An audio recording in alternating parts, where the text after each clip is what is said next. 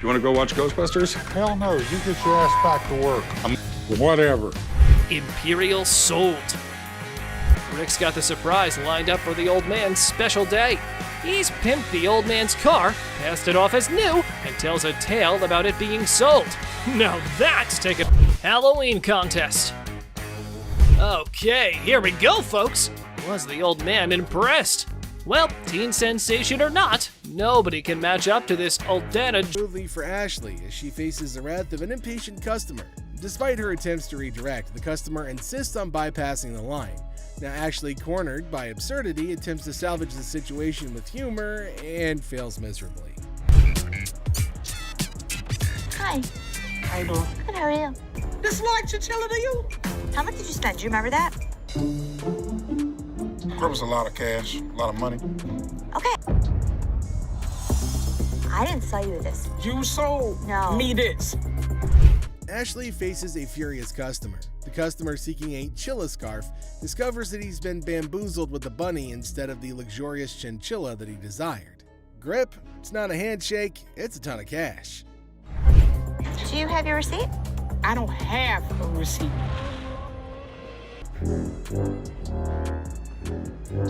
Man, you sold me this bull for real. I ain't leaving here until I get my damn money back. Bunny right there. I wish this bunny would just... See this? Look at it. It's flying through the... As the drama unfolds, Ashley denies the accusation, stating the chilla is actually a bunny. Now the customer's girlfriend confirms the fluff faux pas, tossing the rabbit back. The receipt? It's apparently tucked in a peculiar location. Look at that. Ain't nothing chinchilla about it. I want my money now. It's time to go, sweetheart. All right, you can take that home if you want to. But I want my money, that's all. Have a good day. That was nice on you. Whatever, man. Around your neck. That's some old ass. Amidst the chaos, the customer adamantly demands a refund while comparing the bunny to Bugs Bunny. Now Ashley remains unfazed, suggesting the bunny be taken home as a consolation prize, but the customer's not having any of it. This bunny's not hopping away from the dispute. I'm not wearing that old ass. That was a good shot right there. You play basketball? I'm not wearing that old ass, man. Have a good day. You too. I want my money. Man, I spent good money up in this bitch. Why you so violent, girl? Go on up out of here. Try to be nice to you. Now you're gonna leave it? You wear that. In a final showdown, Tipper's Flair and Ashley bids adieu to the irate customer, but not without some sass and a failed attempt to pawn off an old scarf. The customer exits empty-handed but full of fury, leaving Ashley to ponder the quirks of pawnshop life. Ashley fires. So, guess what? There was a worker at the pawn shop who some folks thought might be stealing stuff. Ashley got wind of it and had a little investigation on her hands. You said you wanted to know if Tressa asked me to put anything else on the internet? Yeah. Well, she did. She did? Another watch. Are you kidding? Nope. I'll take care of it. Don't even put it on the internet. Okay. I have to check with Brian first to see if Tressa got permission to pull the watch from the display case. Right when Ashley was busy being a detective, the sneaky thief decided to drop in. What wonderful timing! Well, since you're here, time to do some explanation. I didn't ask him to put it online yet. I didn't ask So him. he wouldn't just offer it. Right. You said to come to one of you guys. Well, before I would have bought it, I would have came to you But you guys. already asked him to put it on the internet. No, I said, was it a possibility? I pulled it out. Okay, you went around the bush and kind of asked him. No, I'm still not 100% sure if I wanted to buy it. Alrighty then, you're going home because you were not hired to make CEO level decisions. But wait, there has to be more about this situation. You're fired. It's fine. That's fine. I said I wasn't even sure if I was going to. It's fine. I literally told everyone that you weren't as big of a bitch. I was wrong. Excuse me? Get the out of here. Get out of here. Hi, I'm trying to pawn on this train. Yeah, we won't be able to take this. Why you want me to take? Why are you screaming? Because I want my mother money. I'm a boss. That's what I do. Get my money. You're gonna come and get it? One way or another. All right, well, I'll come and give it to you. Yeah. So this guy strolls in all confident, trying to pawn off some chain. He's like, I want $250 for this. But hold up, it's faker than a $3 bill. The drama unfolds as he demands his mother money and threatens to take it by force. Oh man, well we got ourselves a boss in the making right here. Where's it at? Back up. Okay. First of all, that's not real.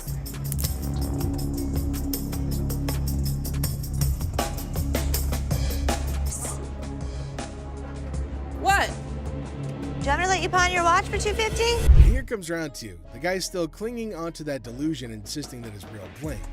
However, they're not having any of it, threatening to remove him if he doesn't turn down the volume. But at least he's willing to compromise. Now, will he finally accept reality, or is he going to keep shouting his way to nowhere? I'll take the $250. Wow, changing a tone now.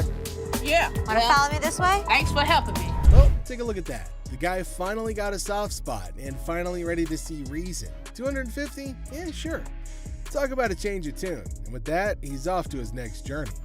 Here's this guy, right? He waltzes into the shop like he's lost his favorite pair of socks in the laundry. Turns out his girl threw out his Xbox 360. And he's all like, I need it back. And Ashley's there, cool as a cucumber, asking for a ticket. Ticket to what? The Xbox amusement park? Classic mix-up.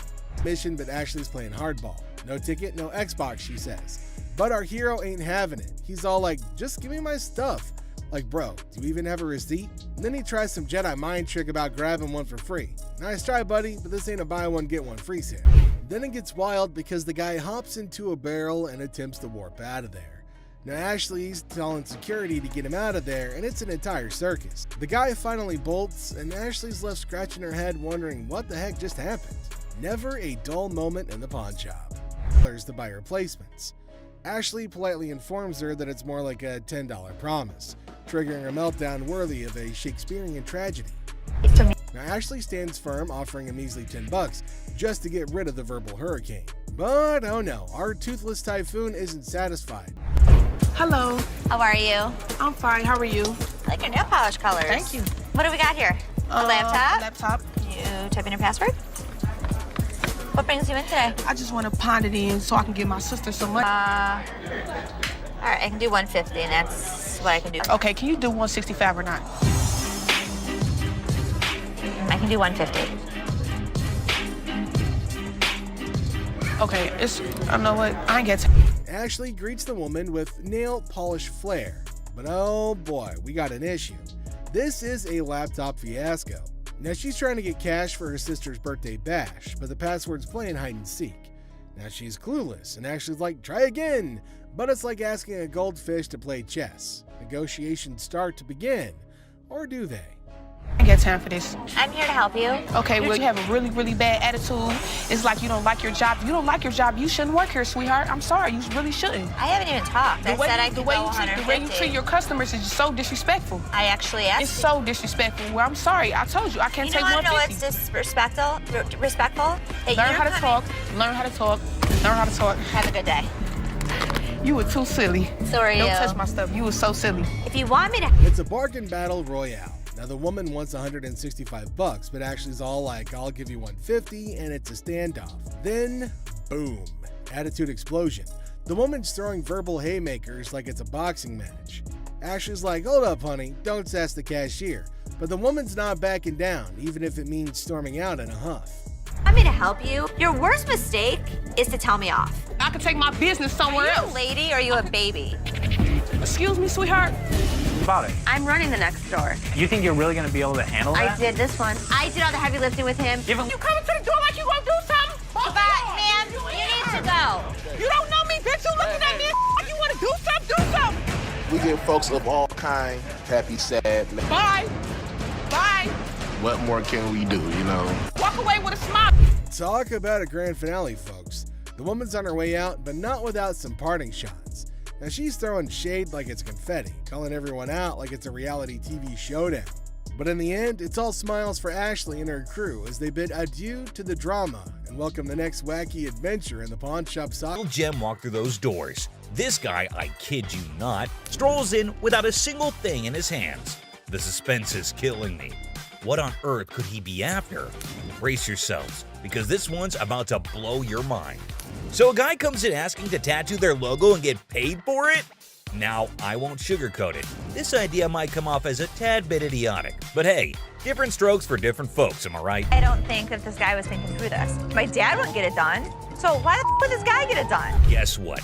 Ashley ain't exactly blown away by this whole thing and finds it pretty dumb if you ask me. Just when you start thinking he's all about giving props to the shop, it turns out he couldn't care less. You got any tattoos underneath? Holy moly. This dude means serious business, I tell ya. Brace yourself for the mind-boggling price he's demanding for that tattoo. Well, I'm looking in the range for about $1,000. $1,000. Yes. He is so crazy for that. Now we're in a bit of a pickle trying to figure out who the real idiot is, him or Les. I mean, this guy is practically selling himself here. Come on, Les, get your act together, buddy. He's gonna have a new tattoo. Wait, you wear a shirt, so you'd be covering it up. No, I wouldn't be covering up. I'd walk around. But here's the moment of truth. Did they strike a deal? Drum roll. Nope, not a chance. This dude wasn't willing to budge below $500 for the tattoo, which kinda makes sense, I guess. But Les wasn't about to cough up more than $250. $250. Can't do it. So hey, at least he didn't end up with that dumb tattoo, am I right? Now get ready for this next woman, cause it's about to get interesting. So this lady is trying to make some money by selling these coats to cover her bills. But honestly, the coats didn't look too great, and neither did her chewing. 415. Is that what you said? Well, I said it 400 piece. But Ashley was totally caught off guard by that. And seriously, the price is insane, don't you think? Now she's stepping in, offering some real prices. Let's see how the other person reacts to it. $40. No doubt that's absolutely hilarious. Now they're trying to haggle, but it's honestly gross and distracting when she chews like that. I mean, check out that silly behavior. How's that come? So the bodyguard is clearly here to kick her out, and you won't believe what she pulled off. Boy, I like big boys, yeah. You know, climb up on you, huh? That was just plain weird. But the next one is even weirder, believe me. And speaking of flirting, this next customer is on a whole new level. She's got a necklace in her possession, so she's not showing up empty-handed. But here's the twist. She's actually here for Ashley, or something else. Could it be her sneaky way of striking a deal with the pawn shop? She's got a good personality, and she's so sweet. Oh, snap. That's the thing, guys. A lot of people pull off scams like this. And let me tell you, the way this woman starts behaving with Ashley is just downright bizarre and idiotic. But hey, let's not waste any more time on the theatrics and get down to business, shall we? Look that up? Yeah, I got a good price. I adore. Now Ashley's starting to feel a bit uneasy with this whole situation. It's not every day you encounter someone acting all creepy when you've never even met them before. And here's the kicker. This woman insists she's been here before. But wait till you hear what the system records actually reveal. And trust me, it's gonna be a shocker. I look her up in the system. She's never been here, right? I can't find her. Well, well, well. Are we really surprised here? This woman just can't seem to stop flirting with Ashley. But what really concerns him is her dishonesty. And let me tell you, her response to it is nothing short of idiotic, yet undeniably hilarious. We've got ourselves a real comedy act unfolding right in front of our eyes. So you lied to me? I do like you. No, you lied. Now, I can't help but wonder if she was just playing her cards to seal the deal, or if she genuinely had a thing for Ashley. Either way, she managed to strike a deal, and now she's out of Ashley's hair. Mission accomplished, I suppose. Now back at the pawn shop. And this time, we have a surprise because we've got a whole cast of characters in here today.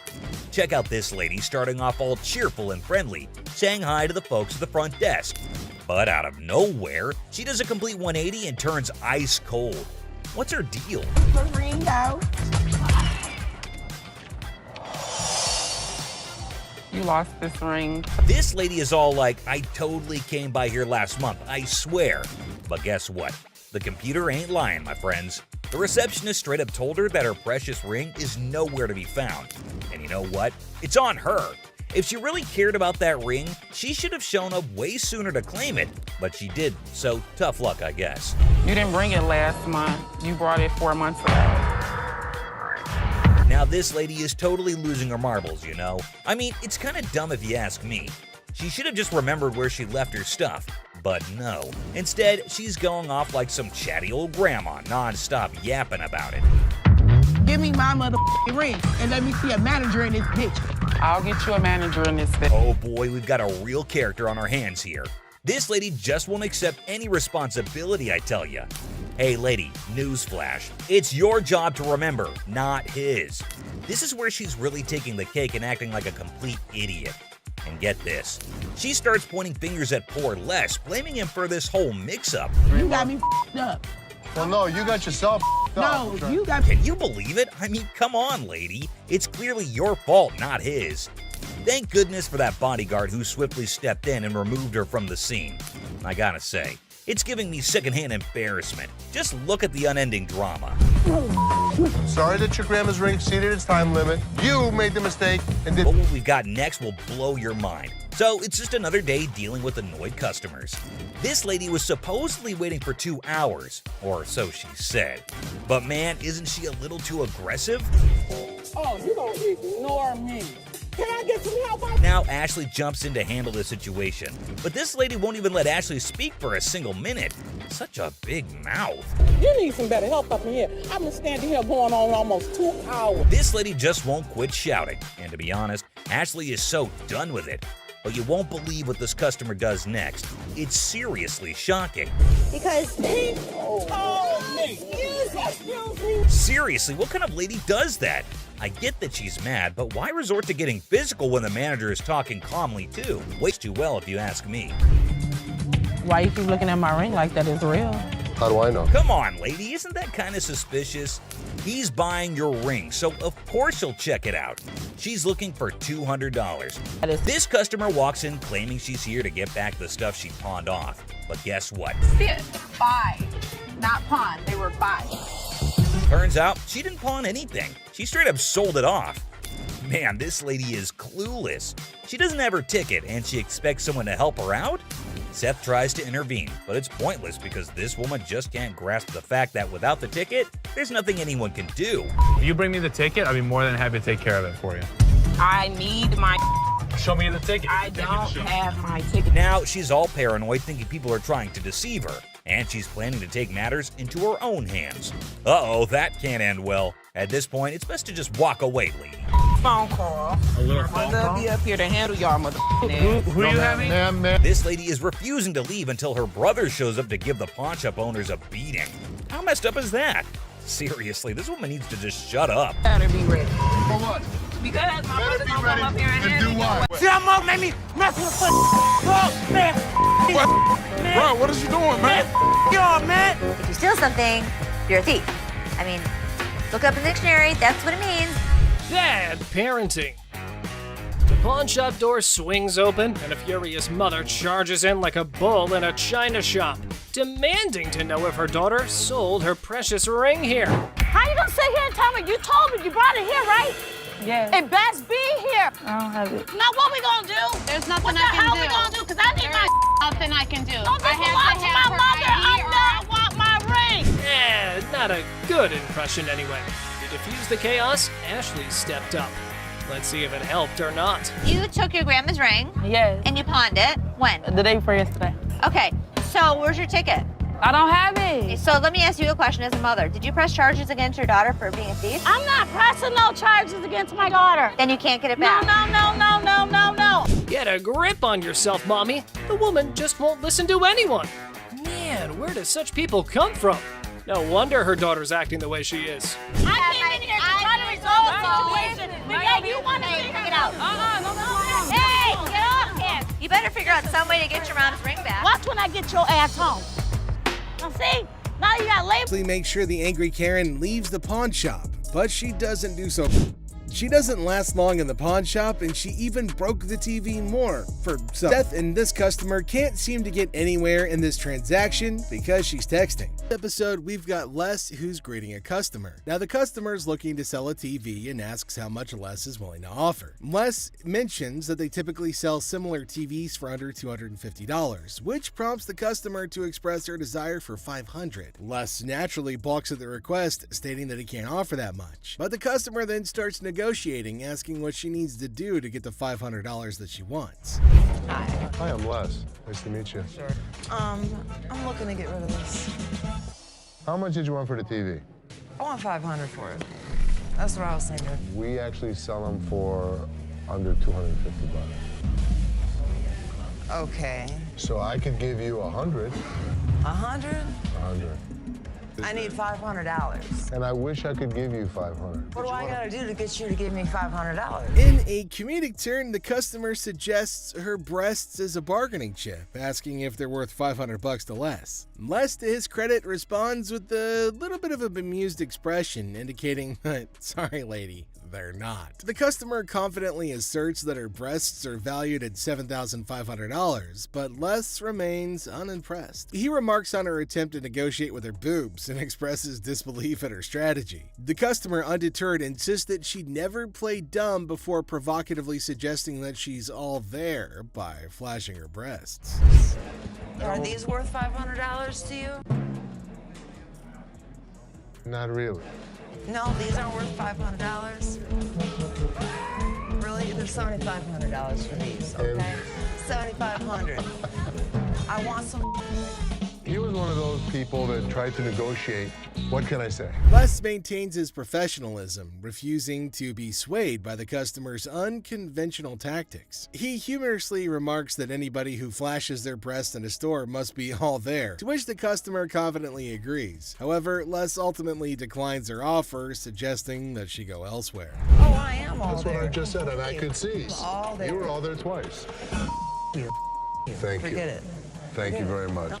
In the chaotic morning hustle of the pawn shop, Les notices a shady character browsing through merchandise with dubious intentions. Approaching him, Les demands an explanation, only to be met with a flimsy excuse about being kicked out of his mom's place. The guy then tries to pawn items off as coming from his mom's basement, but Les sees right through the charade. Now tension rises as insults fly, setting the stage for a showdown between Les and the would-be thief.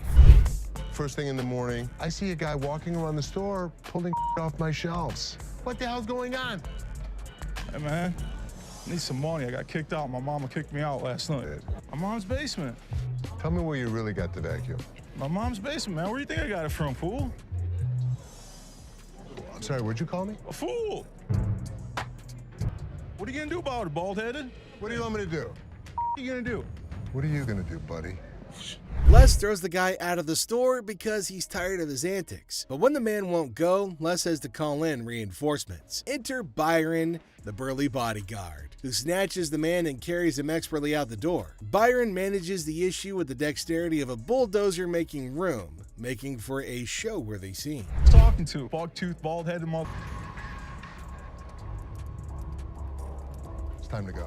Oh, man. Get out of my store. You understand what I just said? But just as Byron is leading the guy outside, his pants decide that they'd rather pull around his ankles, exposing a little bit less than friendly underwear. But that's just the icing on this whole dumpster fire of a day. As Les sees the guy's humiliation happen, he can't help but laugh. And without warning, another day at the pawn shop comes to an end, leaving us all to wonder what mischievous adventures lie ahead in this crazy world of wheeling and dealing. Do it. Keep walking, buddy. You start stealing stuff from my store, it's time for your ass to be thrown out. Stand up. And what an ass that... The scene starts with Ashley getting a bit annoyed, telling the customer not to test her patience. Now she's in a hurry and warns him to speed things up. Then the customer tries to copy Ashley by snapping their fingers, but Ashley quickly shuts it down. She acknowledges the imitation, but firmly puts them in their place with a clever comeback. Even though they're joking around, Ashley still shows that she's in charge, and she's not going to be disrespected. Don't get me, I'm gonna get very, very angry right now. Okay. And if you can, like hurry up, then that's better. I can. Hurry it up. Okay, you ain't gotta snap the fingers, sweetheart. I was just imitating you. Okay, but you ain't gotta go that far. You behind here. Oh. Okay. I don't really have all day for this. You want 20? I want 40. Things escalate when Ashley catches the customer imitating her again. This time, she's not as amused. With a mix of annoyance and humor, Ashley tells her to knock it off. She's not playing around anymore. Finally, she wraps things up with a funny twist, saying goodbye with a playful fake travels instead of the usual safe travels. It's a perfect ending, showing Ashley's authority and humor all in one. Are you imitating me?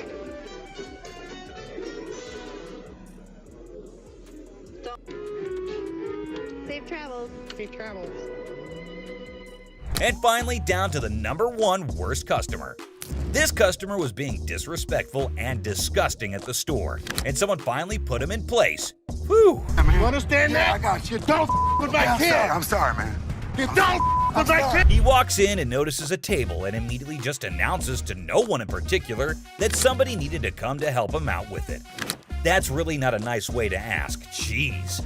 Take a look at how he was behaving. Let me lay on this mother. You see, was a sex table? So for what? He was being very crude, and Ashley notices his presence there very quickly, especially considering how loud he was being. He again keeps shouting for someone to come help him, and then, you won't believe this, but he asks for Ashley in person and says she is his girl. Take a look at what he was saying, or rather shouting. Ashley, man, that's my girl. Yeah, I want Ashley, man. Oh boy, get a load of this, guys. Ashley was absolutely disgusted by what was going down. Turns out this dude we're talking about is a regular at this store, and he's always spewing disrespectful comments left and right. But here's the twist. Most of those nasty remarks are aimed right at Ashley herself. Can you believe it? But wait, there's more. This time, he's taking his craziness to a whole new level, and Ashley's never seen him act this bonkers before. He asks her what the table cost, and when she tries to reply, he says something completely horrible that caught everyone's attention. What you want for this table, girl? Get your ass over and shut up. The moment she spots this guy on the table, she's like, "Yo, get off, dude." But he's not having it. He keeps telling her to shut up or get lost. That's when the bouncers step in, swooping in like superheroes to have her back in a flash. But here's the kicker, my friends. Even after all that, he still won't quit with the rudeness. He's talking down to her like he owns her or something. And let me tell you, she's beyond upset. She's furious at the way she's being treated just because she's a woman. Take a look at what he's doing in the store. No, you be quiet. Look, come this way, baby. Who do you think you are to talk to me like that? If you let me, I'll be slapping. Yo, hold up, people. Leslie catches wind of all the chaos and rushes in to see what the heck is going down. And let me tell you, he's in for a major surprise. When he hears just how incredibly rude this guy is being, he straight up loses it. It's time for a full-on showdown. And let me tell you, this customer is in for a world of hurt. I mean, seriously, who would even try to mess with Leslie, especially in his own store? It's about to go down, my friends. Over how Look, I ain't even looking at this mother. Do you think you're talking to, mother? Back up. Leslie has reached his boiling point. He simply couldn't tolerate how this disrespectful dude was treating his own daughter anymore. Enough was enough, and he was ready to put a stop to this nonsense once and for all. Brace yourselves, because things are about to get real intense real fast. Without hesitation, he grabs the guy by the neck and firmly tells him to get the heck out of the store. And let me tell you, it's not gonna end peacefully. That's my bitch. That's who I've been screaming for. Where's the manager? That's liar. Why'd you take my ring? Sorry. But this customer who left their manners and respect at the door. Damn, I'll get some on this mother boy. Ooh. Damn, ain't this mother. Excuse me, what do you think you're doing? Well, that is exactly what everyone at the pawn shop was thinking when they saw this customer, who seemed to have walked in with absolutely no decency or anything even close to it. How hard is it to remember basic courtesy and respect when entering a store, huh? I mean, come on! We're all trying to coexist in this space, right? It's not rocket science to treat others with kindness and consideration. But no, this person seemed to have completely forgotten those essential values and decided to bring a bad attitude to the table. Let me lay on this mother. See, was this table? So for what? Oh my gosh, it's seriously disgusting to watch, you know? I mean, why would he even randomly roll up into a store and straight up lie on a table, pulling off all those messed up moves? Like, was he high as a kite or just a totally ill-mannered brat? And to make matters worse, he kept making everyone around him super uncomfortable. Just slapping the table like it's some kind of sick beat and making these loud, disturbing noises that were totally cringeworthy. It's like, can he not read the room and realize he's killing the vibe for everyone? Seriously, someone needs to step up and shut down his obnoxious behavior ASAP. The store staff or management better handle this situation and restore some peace, because no one should have to endure that level of disturbance. We all just want to chill and enjoy our shopping without being subjected to this hot mess. but the audacity of this dude just kept escalating. It's like he was on a mission to make Ashley's life a living nightmare. First, he forgot all manners and respect, and now he was taking it to a whole new level of creepiness. I mean, just take a look at this. Ashley, man, that's my girl. Yeah, I want Ashley, man. Continuously shouting for Ashley and proclaiming that he wants her, referring to her as my girl, is beyond unsettling. It's like this person has completely crossed the boundaries of appropriate behavior and entered the realm of obsession. Ashley must be feeling incredibly uncomfortable and disturbed by this individual's persistence and inappropriate actions. Nobody should have to endure such harassment, especially in a public setting like a store.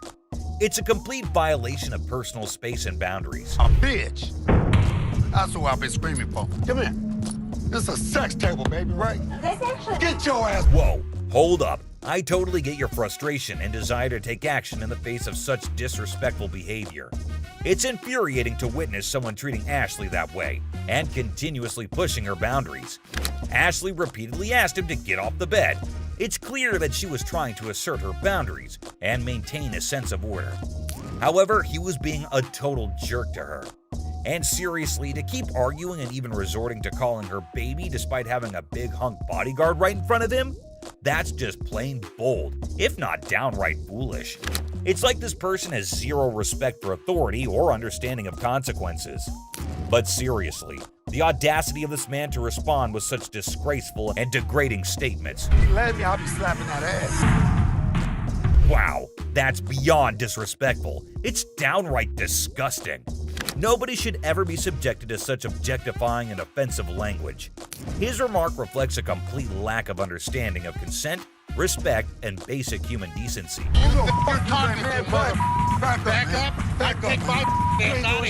Yeah, that's what you face when you trouble the owner's daughter so much. I'm sure they didn't hit him right away, only because it was being recorded. I swear to God, Les turned blood red in anger and held the man by his collar to show him the way out. Get your hands off. Really? Really or what? We go back, disrespecting my daughter like that. Time to get out. Oh my goodness, the audacity of that man is absolutely mind-boggling. To openly utter such vulgar and disrespectful remarks in front of Les is beyond comprehension. It's utterly revolting and completely unacceptable. Fortunately, it seems like the tides turned swiftly, and he finally realized the gravity of his despicable actions. Perhaps he must have seen the imminent danger of facing severe consequences for his repulsive behavior. It's a relief that he had the sense to put a stop to his outrageous bullshit before things escalated further. Yeah, man. You understand that? I got you. Don't with my kid. I'm sorry. Don't with my kid. Sorry, Les. I'm sorry. It's moments like these that remind us of the importance of standing up against such inappropriate behavior and creating a safe environment for everyone. It's disheartening to hear that the man continued his offensive behavior even outside. It's truly a testament to Les's maturity and strength of character that he chose to turn his back on him. Sometimes, in the face of relentless negativity and impulses, the best response is to rise above and not let it affect our own well-being. As they say, dog's always gonna bark anyways. Those who thrive on spreading negativity and engaging in disrespectful behavior are often seeking attention or trying to provoke a reaction.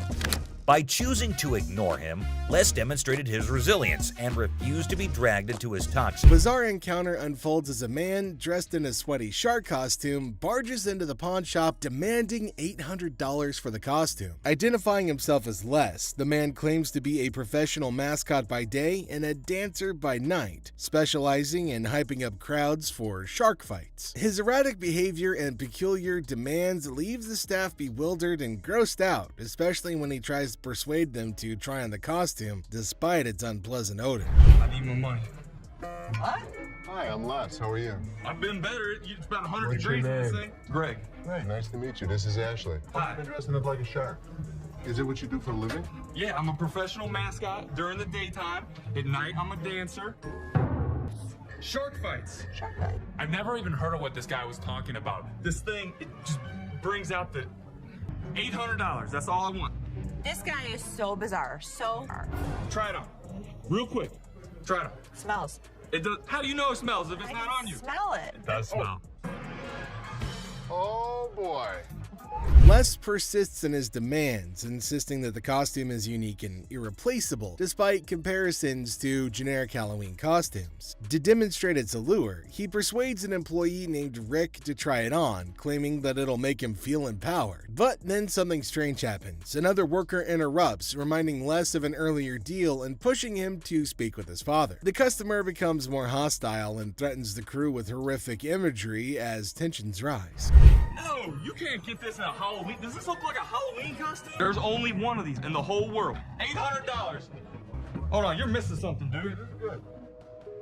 This is good. You're missing the speeder. Oh my God. When a customer's actions become intolerable, a tumultuous altercation ensues, setting off a dramatic sequence of events. The crew doesn't know what to do with the sweating half-naked man because nobody really wants to touch him. The staff ultimately gets Les to leave after a lot of berating and threatening, but not before one last round of obscenities and threats. Ultimately, the customer storms off, leaving behind his costume as a bizarre reminder of the chaotic encounter. Nobody knows what to do because nobody really wants to touch this sweaty, scrawny lunatic. Come here, I'll talk to you in here. Come here. Thank you. Come here.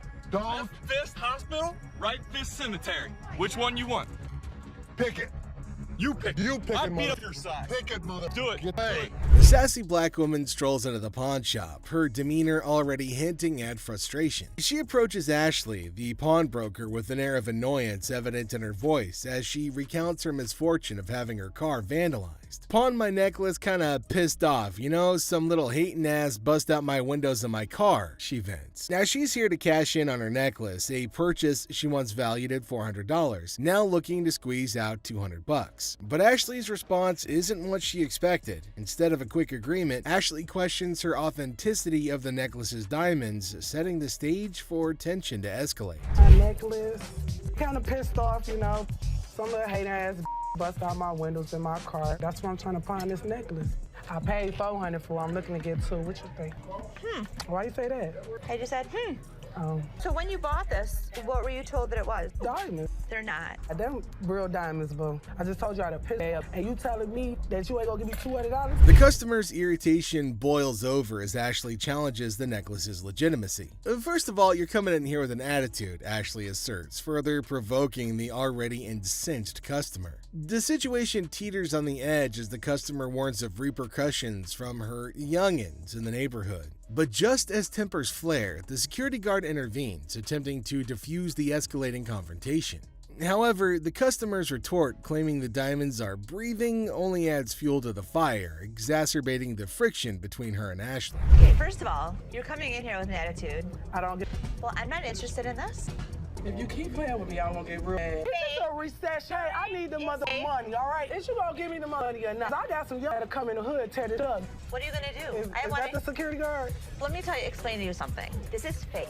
Don't you see? The diamonds is breathing. The diamonds are breathing? The diamonds is breathing. Are you serious? As tensions peak, the customer's threats and insults intensify. Get out of here, you ain't gonna give me my necklace, she snarls, her anger palpable. The situation spirals out of control as she lunges towards Ashley, prompting the security guard to step in decisively. With firm hands, he escorts the irate customer out of the store, her voice echoing her fury even as she's forcibly removed. The scene ends with a chaotic crescendo, leaving Ashley to exhale a sigh of relief as the door slams shut behind the departing customer, bringing an end to the tumultuous encounter. Get out of here. You ain't gonna give me my necklace? Here you go. You ain't. Don't touch me. Oh, I'll catch you outside, you dirt. No, you better not touch my nigga. I'll beat your tall, gumpy ass up. I shoot her ass up. Hello. Hi, how are you? I'm good. How are you? I'm looking to find this. Okay. I'm just trying to get some money so I can bail my man out. How much you looking to get? 500. 500. How'd you come up with 500? Because this is a new gig. In this one, Ashley encounters the customer looking to pawn an item, claiming it's like an iPad. Now Ashley questions the uniqueness, and the customer insists that it's a new gig and demands $500 for it. Ashley is incredibly skeptical. So I should get some. Yes. This is a pad. This is an iPad? It's something like an iPad. I'm just curious, how? How would you use this as an iPad? It's something like an iPad. Ashley challenges the customer's understanding, questioning how the item could be similar to an iPad. The customer struggles to explain, resorting to sound effects.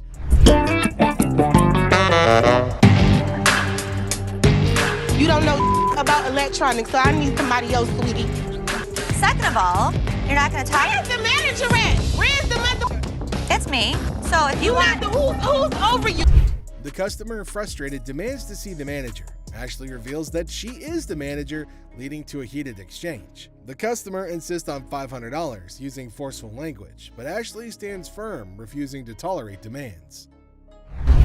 Me? It's somebody that's over you, and you going to give me $500. No, not talking yes, to you me are. like that. You're yes, not. you are. I want $500. So I'm going to ask you to leave. No, I'm not going now, motherfucker. You threaten me? You're out. You're not coming back. I don't care if it takes 10 people to escort you out.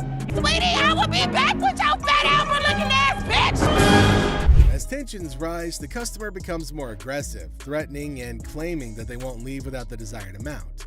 Now, Ashley remains steadfast, emphasizing that they're not welcome back. The situation escalates, setting the stage for a dramatic exit. Oh. How you guys doing? Good. Got some equipment here. Yeah. We need some money. We're going to out west. We killed all the deer in Michigan, so we got to go out for bigger and better stuff. In this thrilling episode, Les and Seth face two grizzled sellers with Santa beards armed with ancient computers. Claiming that they hunted all the deer in Michigan, they demand $900 to head out west.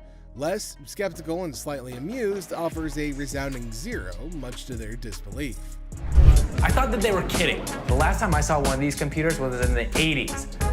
To be honest, what I can offer you is around here, there's no way we're gonna be able to help this guy out. The sellers persist, insisting on $800, but Les holds firm at zero, triggering their rage. Unfazed, Les declares their items as mere ancient artifacts. Now these guys storm out in disbelief, leaving Les to reflect on the Detroit rock scene, mentioning ZZ Top's enduring presence.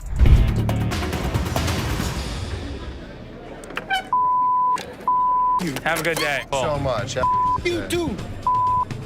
You know, I couldn't. ZZ Top is still in Detroit. And an unexpected twist, an irate man drops and breaks an item. Tempers flare and Les kicks him out, declaring, "Get your ass out of here." Now, their retort is drowned out by Les emphasizing that they're taking care of business. Detroit's toughness showcased in a humorous security job offer. Care of business, baby. I know that's so, right. if you need security job, you come and see us. People in Detroit are tough. She showed them. You people. Wrapping up the chaos, Les confidently asserts that was taking care of business, baby. Now he cheekily invites anyone needing security in Detroit to come their way. The scene ends with Les asserting Detroit's toughness, leaving us all entertained and maybe questioning our own security needs. Another day, another bizarre encounter in the pawn world. Sibling dynamics take center stage as Ashley confronts brother Seth, sparking a family feud over art preferences. Laugh and cringe as a shouting woman causes trouble in the pawn shop, making Seth and Les really mad. Then a guard shows up and there's a surprising twist outside. Okay, I went to get my purse back to make my payment. She's telling me this is expired. That's my purse right there. That one right there, the black one. A meticulous lady strides in armed with confidence and a fake receipt, proclaiming ownership of a purse. Little does she know that Ashley is the store's memory bank, fully aware of every item in its rightful place. The girl, in her eagerness, attempts to vault over the counter, unaware that Ashley, the guardian of scams, is on duty. My purse right there. How do you know that's your purse? Because I know my purse. Here's the money. I want the purse. That bag would never impulse. If you want to buy it, I just want to look at it and make sure it's not mine. Undeterred by gravity and common sense, the girl persists in her charade. However, Ashley stands firm, recognizing the futility of the scam and the level of wrongness involved. It's like trying to sneak a peek at the answer key when the teacher is watching. Yeah, that's not happening. I'm not first of all. Don't talk to me like I'm an idiot. Give me my purse or I'm going to come over that counter and get it myself. oh my God. Get your hands off me. Have a nice day. Let's go. Walk yourself out, yo. You. With a swift resolution to this failed escapade, the girl finds herself unceremoniously escorted out of the store. Lesson learned: Ashley's scam radar is always on, and jumping over counters won't get you far in this pawn-filled drama.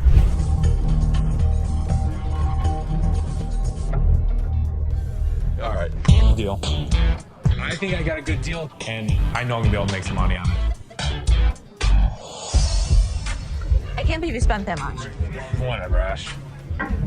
I am fuming. My brother just spent $800. Enter the family feud. Ashley drops the bomb on her brother Seth, calling him a hypocrite. But why? Well, he casually throws around $880 for a painting, while Ashley, according to her, can't even snag a deal for $30. Sibling dynamics at their finest. But he'll yell at me over a $30 buy. Excuse me, Seth. What, Ash? I was just out there watching you do a buy for $880. So instead of working, you're watching me. I was out there, and you bought something for $880 when you gave me such crap about that $30 roulette table. I'm not buying plastic. I'm buying stuff that we can actually resell without a problem. You will never resell that. They will sit in the back and rot. Are you kidding? We'll put it around the showroom corner. We're going to make $1,000 plus on the deal. Really, Ash? You know I'm going to be upset. The plot thickens as Ashley confronts Seth about the apparent double standards. She probes into the intricacies of spending $880. Questioning how bad it could be. Seth, in classic sibling fashion, argues that his purchases are all about resale value, a concept he conveniently forgets when it comes to Ashley's shopping habits. According to him, he's the revenue guru. You are just a hypocrite. She was just being ridiculous. I just want her to stop talking. Ash, what do you want from me? Apologize to me. Apologize? Apologize because you're such a hypocrite. You know what, Ash? I'm sorry. I'm sorry that you're a bitch. You, Seth. You're such an ass. I am not going to forget the situation anytime soon. Seth better watch his back. Things heat up as Ashley demands an apology. Seth takes a nosedive into being the ultimate a-hole, apologizing for an $880 buy. Oh no. Instead, he hits her with a sorry not sorry for her supposed attitude, topping it off with a charming label. Well, let's just say that it rhymes with witch. Sibling rivalry reaches a whole new level on this show. Les is hit with some unexpected news. A few guys claim that they've been pawned by a girl from the staff. Les, ever the detective, approaches the situation with a mix of suspicion and humor, wondering aloud if he's either unintentionally swindling customers or if bizarre customers have taken up a new form of. The plot thickens as two disheveled DJs step into the scene, laptops held hostage. The atmosphere turns somber as the weight of the situation sinks in. It's a strange occurrence that has everyone wearing expressions of confusion and concern. Les, with his seasoned cool, casually queries about the laptop's ownership, revealing they're registered under the mysterious girl's name. The tension rises, but Les doesn't crack under pressure. Maturely handling the situation, he asserts that he needs the lowdown to work his magic and get those laptops back where they belong. It's a pawn shop mystery, and Les is the detective determined to unravel the peculiar case of laptops and loyalties. Because your sign is saying that I can get 30 days of free cash. If you're a new customer with us, first 30 days, you can get interest-free loan. You only pay $1 for storage. But it's saying if I brought a friend with me, that I can get 30 days of free cash. It's for an interest-free loan. Okay, so there came a woman at the counter. Let's see what she's gonna come up with. Is she asking for free money? I think she might possibly be mad, though it is kind of funny that she's got enough courage to come up and ask for money without investing anything. Now, the lady at the counter frowned and asked her if she paid or not. Intriguingly, she hasn't paid anything, but she's still asking for money. Holy shit, what's wrong with some people? You're just misreading it. No, you're misreading it. That's not what the y'all saying to say, bitch. It says I get free cash for 30 days in this month. You're not getting no free cash. Where does it say that? Who told you to get it next? You did. I'm not talking to you. I need my cash. I need my cash. It says it right here. Free cash. Oh, and to make matters worse, she started shouting at her. Everyone around started looking at her, wondering what the hell was going on. Seth and Les get a little furious as everybody's just standing around trying to figure out what's going on. She started bullying her, but the lady tried to explain to her again that she misunderstood the agreement and they're not just gonna give her free cash. But this lady's just not listening to anybody. Well, Seth then enters, so who knows what's gonna happen now. I brought my friend with me. If you get a loan and you refer a friend, you can get 30 days, interest free. That doesn't mean we're just gonna hand you cash. What do you have to pawn? Come on now. You don't have to talk. I'm Don't scream it. Can you read? Read what it says. I can read. I can read. People was waiting to get her.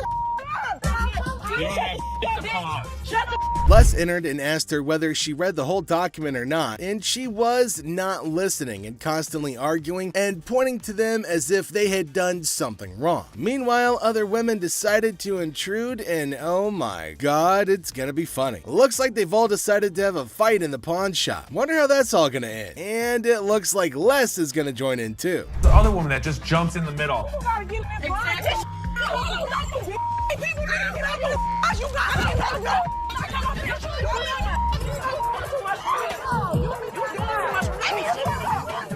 Leave me alone, bitch! No, bitch! Leave me alone, bitch! I'm from the way, bitch! All you need to do is read.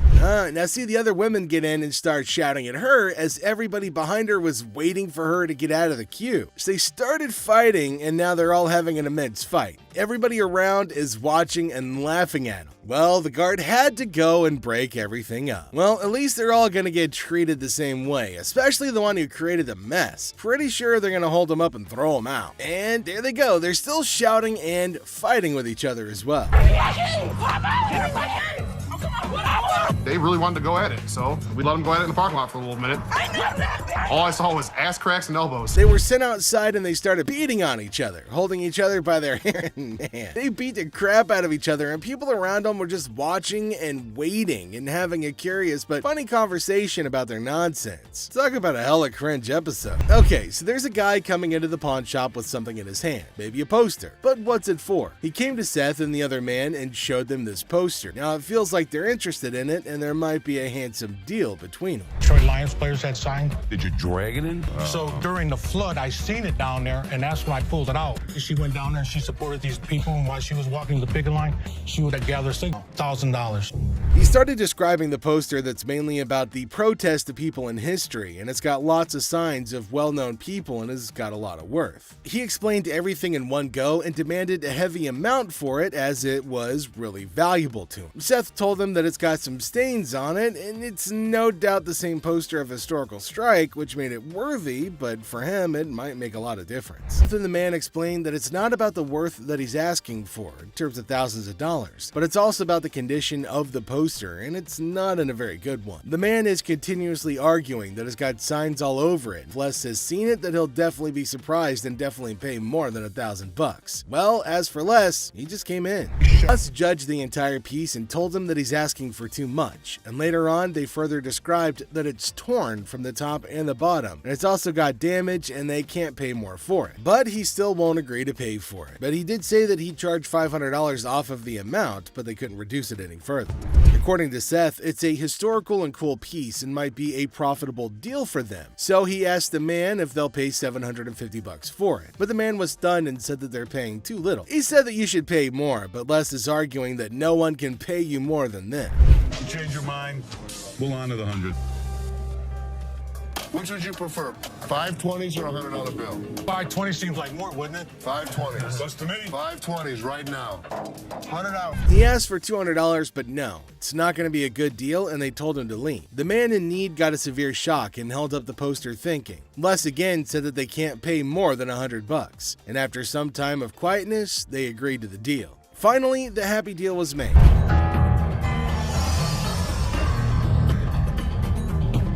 This is the guy? Right there. Here they come again. Les? Hi, how are you? I'm Attorney Kyle DeQueef. So there's a man, probably an attorney with two ladies along, coming inside towards Les at a pawn shop. Now, Les knew about it before. He asked for Les, and fortunately, he was at the counter. He asked why they had arrived at the store. He's retained me to represent her in regard to a ring. Okay.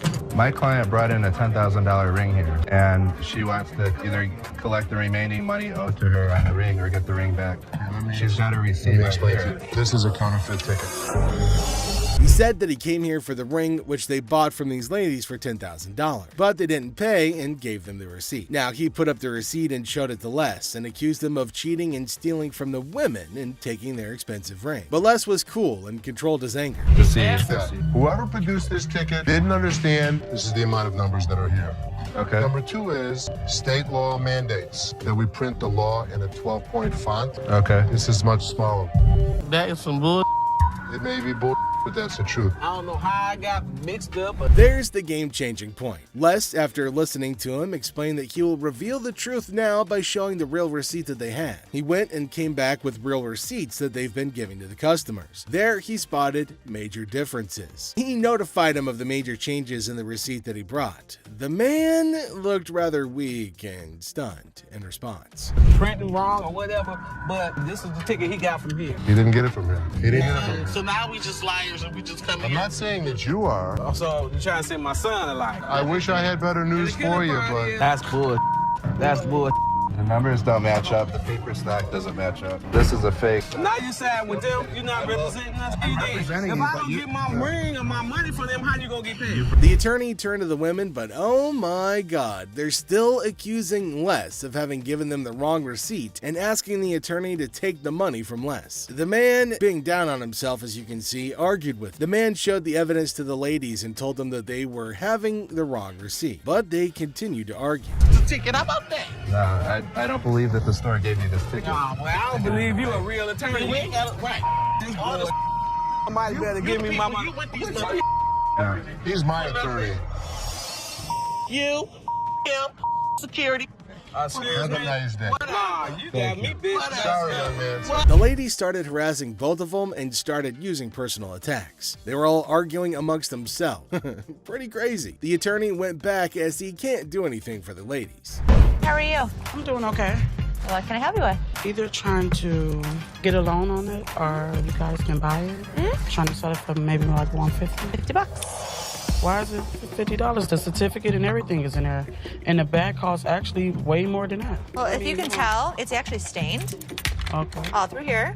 I'm trying to sell it for $150 or get a loan for $75 instead of the $50. Yeah, I wasn't interested in more than $50. If you know purses, then you know the... As our unsuspecting customer strolls into the kitchen at chaos, little does she know what's cooking today. Ashley, patiently bracing herself for another round of absurdity, politely inquires about what the customer's looking to offload. The girl, blissfully unaware of the purse's actual value, confidently suggests a price that's almost a steal. It costs way more than that. Okay, but I'm not going to pay you for the amount that you think it's worth because it's stained. This is not one of the newer ones. This is not this season. I know about purses. It was torn. It was stained. It's not even last season's bag. The thing is old. But you still willing to buy for $50 though, so if it wasn't worth it. And now the plot thickens. The lady asserts that if Ashley truly understood purses, she'd gladly accept the offered amount. However, Ashley, standing firm in her claim that the purse is torn and not worth more than $50, creates a hilarious clash of valuation difference. We even say $50. So they didn't say it wasn't worth it. Can I talk to somebody else? I don't want to talk to your pepperoni looking ass. Can I get somebody My pepperoni looking ass.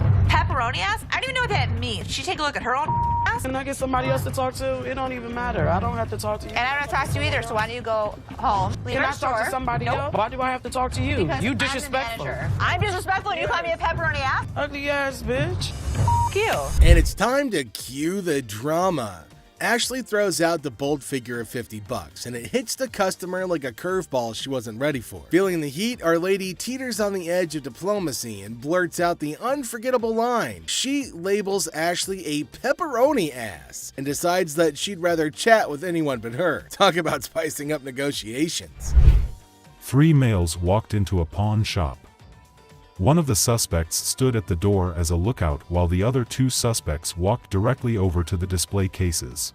So, like, these 3 guys roll into the pawn shop, just casually strolling in. The other 2 guys, they head straight to the fancy display cases. It's all got suspicious vibes. And then, bam! One of them whips out a sledgehammer and starts smashing the glass. Things are starting to get pretty wild. At some point, a customer from the place is seen leaving calmly while the lookout tells her to hurry up. The suspects appeared to be wearing heavy-duty gloves in order... At one moment, a person from the shop strolls out all calm, and someone's keeping an eye on her, urging her to speed up. The people thought to be involved seem to have on these tough gloves, maybe so they don't get any cuts. Not to get cut while removing the glass from the cases. Both suspects placed the jewelry and many other valuables in the bags. So when they took off the glass from the cases, both of them put the jewelry and lots of other valuable stuff into bags. After that, they hightailed it out of the store in a black Mercury Marquis. Case at? Where the case at? Where is it at? don't take game. Where he put them on? The guy storms into the pawn shop all worked up and starts shouting about a missing case. He's demanding to know where it is, and he appears to be accusing the staff of removing. The feeling of stress in the air is increasing, and it's obvious that something is wrong. Do not take games. Take your Why is games my back. damage to That's the way it came in like like the that. kids? That's the way it came in. You gonna act like I ain't got no sense? He's accusing us of taking games out of his unit. Look at the ticket. It never said with game. The atmosphere gets even more intense as the guy accuses the pawn shop of messing with his games. Les, the cool guy at the pawn shop, stands his ground. The customer's getting more agitated, making accusations and even talking about blowing up the place, which is just adding to the chaos. At that point, Man, you can get your arms up off belly and none of your body parts on me, bro. After all the stress I have, the last thing I need is a customer causing a scene. Despite the escalating situation, Les stays calm. He tries to talk sense into the upset customer, especially with a big event coming up the next day. I know how to walk. I ain't illiterate because I ain't part of the week. And y'all motherfuckers in my middle and putting them games in there. And you wasn't even standing there when I pawned it. Somebody need to blow this place up. It's time to go, sir. You ain't gonna get my window. I'm not. let go. Can I get my weed? Don't get it for you, don't worry. You're making a threat like that? The situation becomes alarming when the upset customer makes a threat to blow up the place. Les, rightfully concerned about the safety of everybody, asks the guy to leave. Security becomes a priority, and the customer's demand for his belongings takes a back seat to the potential danger that he's creating. It's a challenging moment for Les, who's just trying to manage the chaos caused by an irate customer.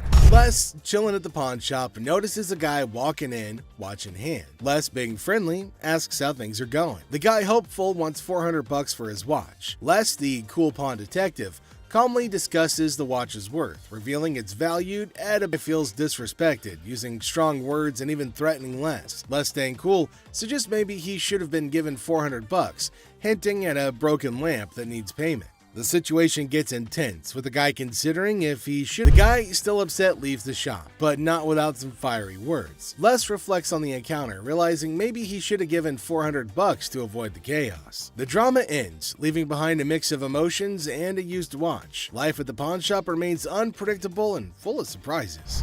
How you doing today? Hey, pretty good. How are you? Real good, thanks. I'm Les. I'm Randall. How are you? Randall, oh, you got a hell of a grip. Wow. What the hell is it? Call it a ring. Okay. I didn't think it was a bus. How'd you get it? I just got it. This guy smelled like a brewery. Okay. How much did you want? I'd like $500 for it. Why? Why? Because I need it. Yeah, I got get you. 2 DUIs. A person walks into the pawn shop, catching Les's attention. Things start getting interesting right away. The person wants $500 for a ring and shows it to Les. Les, being curious, asks where the ring came from and why they want to sell it. The person gets really mad when Les asks questions. The intensity in the air rises as the person angrily explains why they're selling the ring. Les stays calm, making it a surprising and dramatic moment in the pawn shop. Well, if it was gold, I'd give you more than $500, but it's not real. I know it's worth $500 and you're gonna give me $500. Well, actually, if this was gold, and it was brass, it had no value. I understand. You have court issues. The problem is, I need $500 for it. I'm sure you do. Man, I don't know why you need. As the conversation continues, Les drops a bombshell. He tells the person that if the ring were real gold, he'd offer a whopping $2,500. Feeling a glimmer of hope, the customer suggests, just give me the $2,500 then. Expectantly awaiting a positive response, Les, with a touch of humor, reveals the harsh reality. He explains that the ring is fake, not even worth $500, and he won't pay that much for a counterfeit ring. You gotta give me something for it. I can't give it to you. I'm sorry. Give it to me anyway. Man, you can give me something for it. No, you give me something Just don't for beat it. on the glass. This guy was drunk. You give me that ring back. Give me that. It's the. I ain't going nowhere. Man, get away from me. Yeah, I go, You man? In the midst of the ring discussion, a security guard quietly enters, taking a position behind the customer. The customer, desperate, pleads with Les to give him something for the ring, but Les, staying true to his detective skills, rejects the plea emphasizing the ring's fake nature. Les, sensing trouble, comments that the customer seems drunk, adding another unexpected twist to the escalating situation. As the rejection sinks in, the customer, unable to contain his frustration, sits on the floor, declaring that he won't leave. The tension peaks as he becomes increasingly aggressive. The guard steps into action, forcefully dragging the defiant customer out of the store. But despite being escorted out, the customer continues to yell and make a scene. Oh boy. I see you sweating. Yeah. Must be hot outside. No, I was doing karate outside. You're doing karate? And judo. I'm Bruce Lee's sister. Really? Yeah. As the door jingles, a woman strolls into the pawn shop rocking winter clothes in the summer heat. Now she's chatting with Les, teasing him about the sweltering weather. She even claims to be a martial arts pro, throwing around Bruce Lee's name. The banter kicks off with a request for a karate move demonstration. She said she was Bruce Lee's sister. So what you got? The atmosphere takes an unexpected turn when the woman unveils a unique item, a mysterious fox mink. Les, unfamiliar with such creatures, engages in a lighthearted conversation to understand more about this fox mink. The woman, with a hint of mystery, reveals her intention to sell it. A mink fox? I don't know. I'm not into animals. Fox. I've heard of fox. I've heard of mink. So fox mink. Did you want to pause? As the conversation unfolds, Les dives into the details of the fox mink, trying to grasp its worth. The woman shares anecdotes about the origins of the item, painting a vivid picture of its history. Les, playing the role of the detective, subtly negotiates and gathers information to figure out the best deal. Sell it. How much did you want for it? $50,000. The encounter concluded with the woman deciding to part ways with her fox mink. Les, using his seasoned charm, finalizes the deal. The quirky tale of the winter-dressed woman and her unique pawned item adds an unexpected twist to the usual pawn shop routine, leaving both parties with a memorable experience. Woman comes in to sell me a high-end bottle of liquor. Ma'am, I'm Is that what you're saying? You have no respect.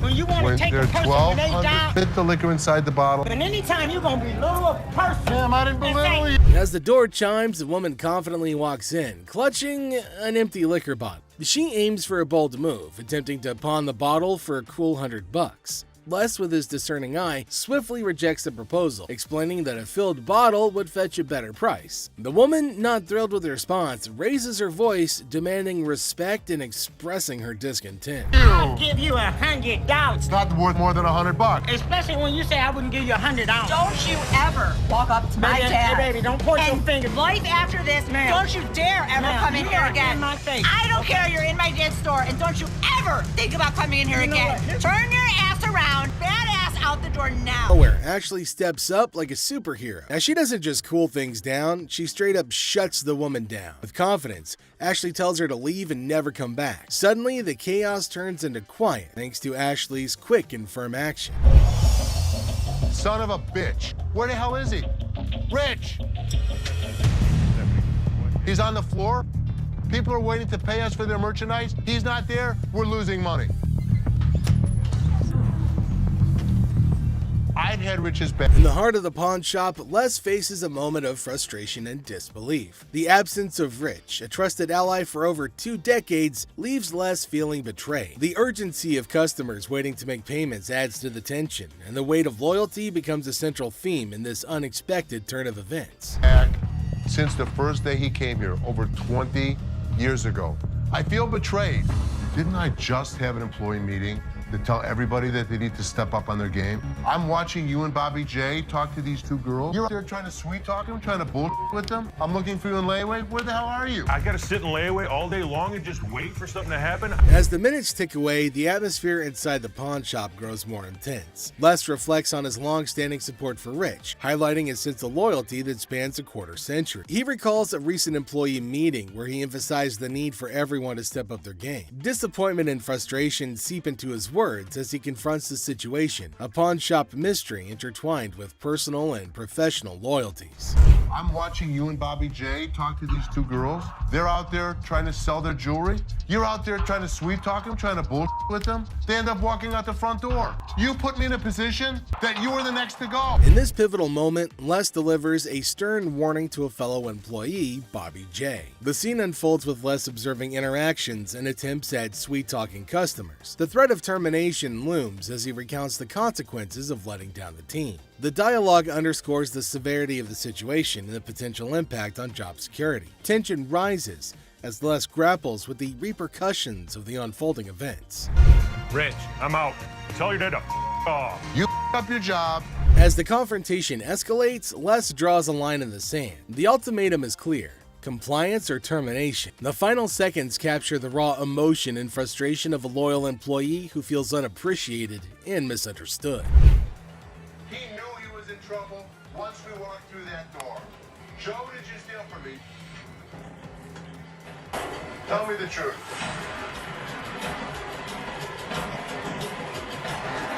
Inside the pawn shop, a sense of trouble looms as the head of security, Joe, faces a difficult moment. The air is heavy with anticipation as accusations are laid out. In a tense exchange, the truth emerges when Joe admits to stealing. The weight of the admission sets the stage for the unraveling of a trusted employee's actions. The detectives call in uniformed officers to put the cuffs on. And then he reaches into his pocket and pulls out an assortment of jewelry worth over $7,000. As the admission hangs in the air, the situation takes an unexpected turn. Detectives call in uniformed officers to apprehend Joe. A place built on trust is now shaken to its core as the true extent of the betrayal unfolds. You go this way.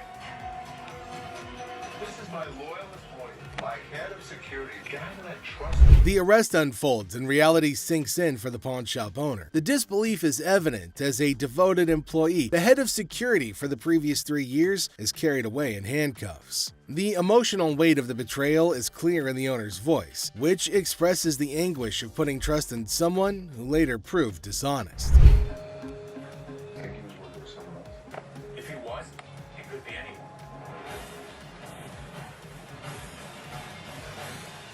As the scene unfolds, questions linger in the air. The owner ponders the possibility of Joe working with someone else, leaving the situation shrouded in uncertainty. The aftermath of the betrayal raises concerns about potential accomplices and adds another layer to the unfolding drama. The final seconds leave the audience in suspense, contemplating the true extent of the security guard's actions. Are you her customer or mine? I'm talking to you. Come on. This lady got so irate because she wanted to be next in line. She wanted to be first. She felt that she was the most important out of every customer. You're next in line, so let me be right with you. Okay, well, come on. It doesn't matter. What the are you? You're not the police. I can talk to whoever I want to talk to. What are you going to do? You already know. In the opening scene, Ashley is at the counter with a lengthy line of customers. A sudden disruption occurs when a black woman attempts to cut in front of everybody else. Ashley confronts her, asking, "What are you doing?" The woman becomes upset, but Ashley firmly asserts, "You can't do that stuff here."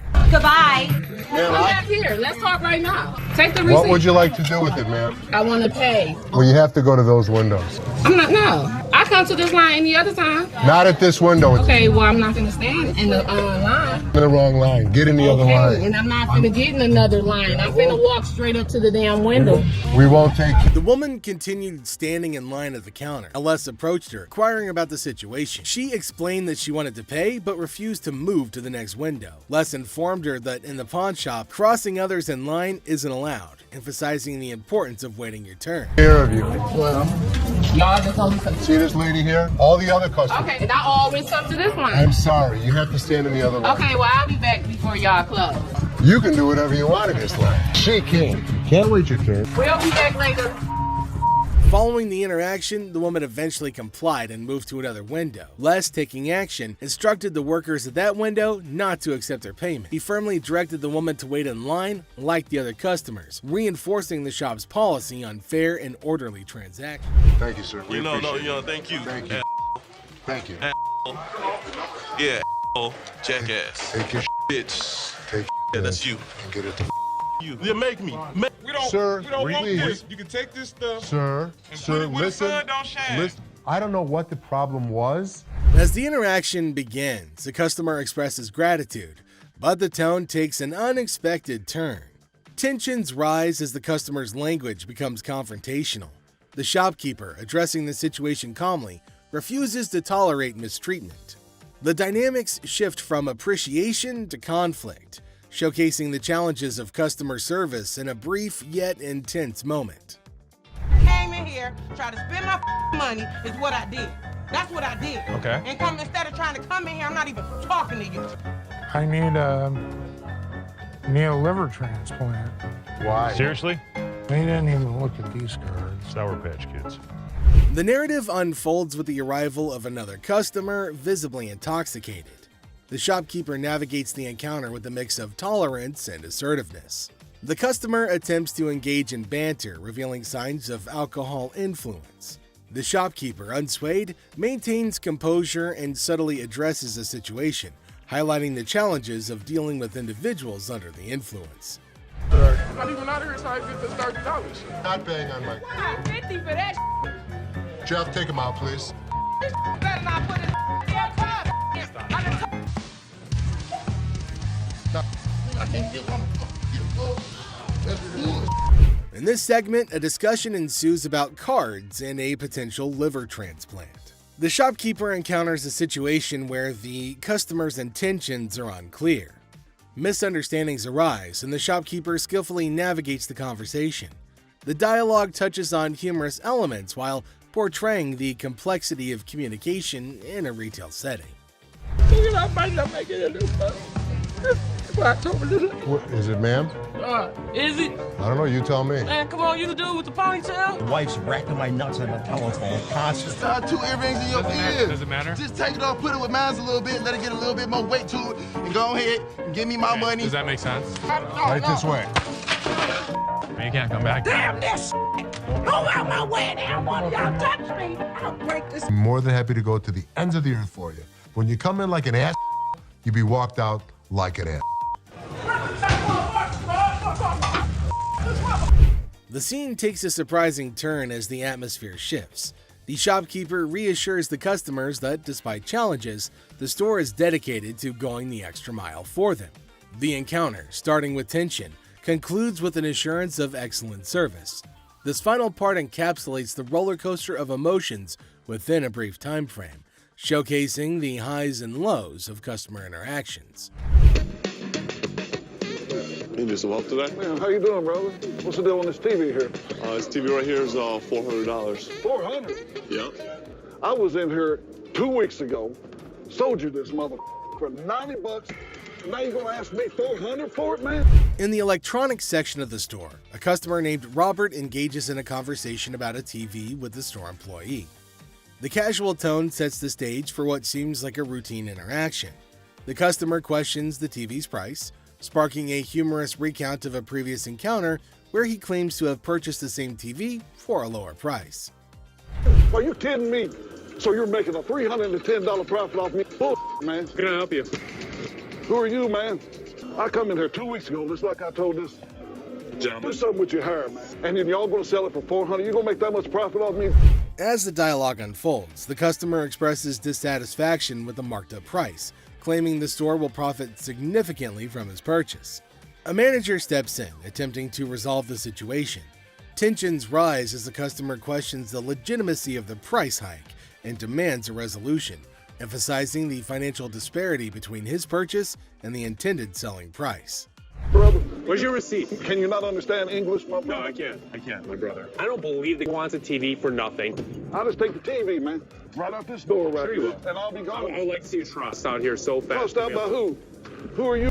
Les asserts his role, introducing himself and trying to understand the customer's concerns. The customer, however, remains skeptical, challenging the legitimacy of the store's actions. The language barrier becomes a point of contention as the customer questions whether the manager understands English. The atmosphere becomes charged with frustration and confusion. Green Mile. You're talking a lot, and they're not going to be happy. I ain't going out the door, man. Y'all ain't gonna put me on the door, man. I ain't gonna know. The customer threatens to take the TV and leave without making a purchase. The manager issues a stern warning, asserting that any attempt to take the TV without completing the transaction will result in immediate removal from the store. The confrontation takes an assertive turn, with both parties standing their ground. Once I get this TV.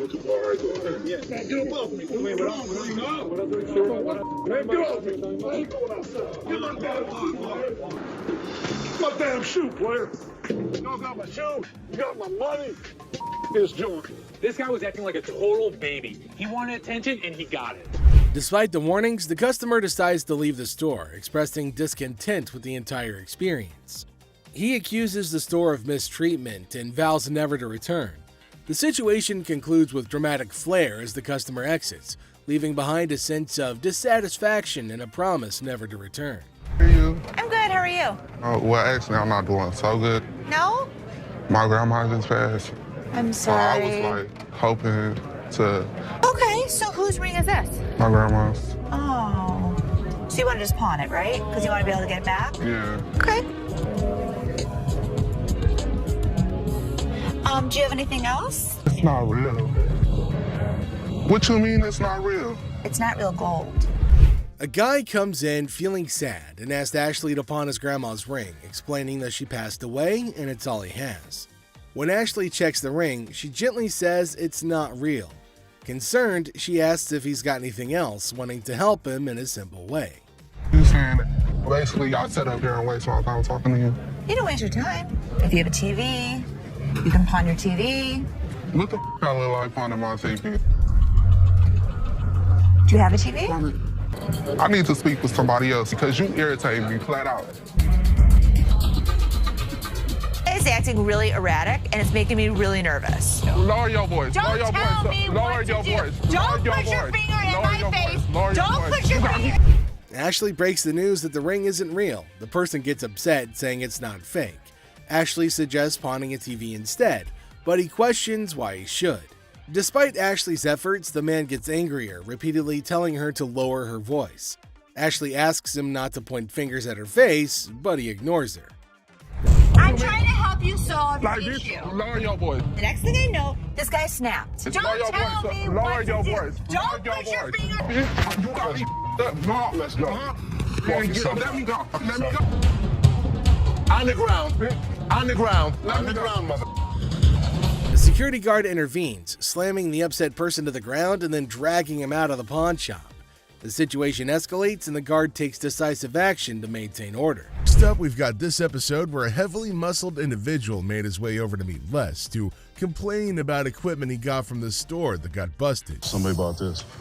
This piece of junk I bought in here just a couple days ago don't work now. It's broken. What is it? Little ab lounger I bought here, man. Workout. In the midst of the pawn shop's hustle, a burly customer approaches Les with a complaint. He's upset about a busted piece of exercise equipment, an AV lounger purchased just days ago. Les, sticking to the store policy, explains that they can only provide an exchange, not a cash refund. Tensions rise as the customer vehemently rejects the idea of an exchange, demanding his money back. They can only hand over another item in place of the faulty one.